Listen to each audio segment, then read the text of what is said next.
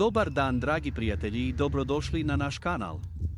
Danas ćemo razmnožiti ruže pomoću reznica. Ostanite da pogledate cijeli postupak. Vrijeme je fantastično pa ga iskoristimo za proizvodnju novih ruža.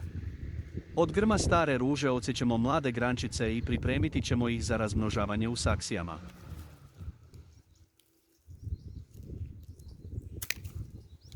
Sakupili smo 10-ak mladih grančica pa krenimo sa propagacijom ruža.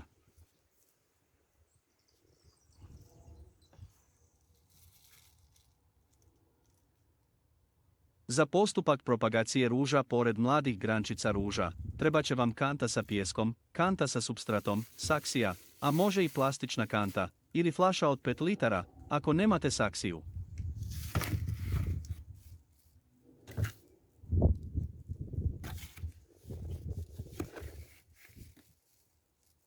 Na dno saksije prvo dodajemo nešto pijeska, što je potrebno za adekvatnu drenažu vode, nakon toga dodajemo supstrat, koji je potreban da bi ruže dale jak korijen i na kraju dodajemo opet pijesak preko kojeg će voda brzo sići do srednjeg dijela i koju će korijen moći koristiti.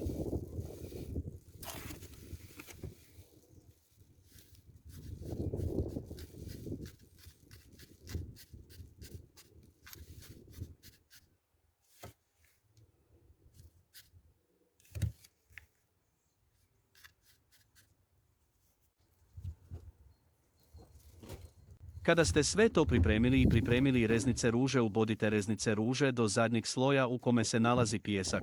Po volji možete 3 kao mi, a najbolje je 2 po saksiji.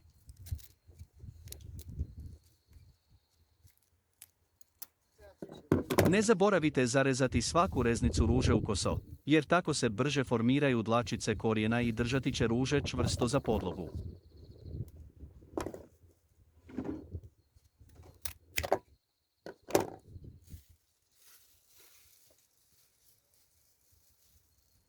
Na kraju ih zalijte i ostavite da se razvijaju. Zalivajte ih na 4. do 5. dan. Hladnoća im neće naškoditi, ne brinite, ali ako želite da se brže razviju preko saksije možete staviti i gornji dio od plastične boce da ih grije.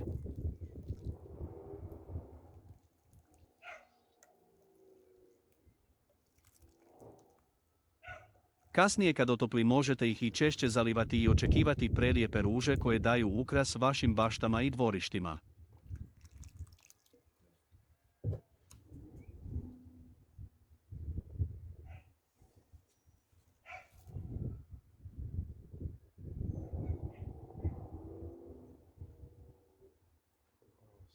Mi smo svoje unijeli u plastenik i razvijaju se jako dobro. Ove smo propagirali prije mjesec dana i već su dale prve mlade listove, a nakon mjesec dana ćemo ih presaditi u svoju baštu na željena mjesta.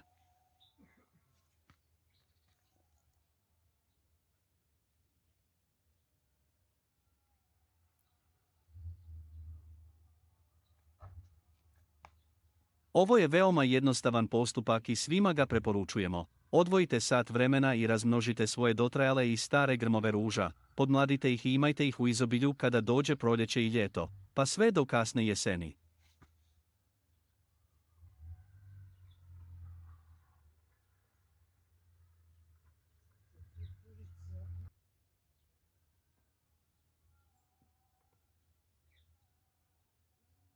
To bi bilo to za ovaj put, dragi prijatelji. Ako vam se video svidio, ostavite nam like na video, zapratite naš kanal i kliknite na zvonče da biste bili obavješteni o novim videozapisima na kanalu. Ostajte zdravo!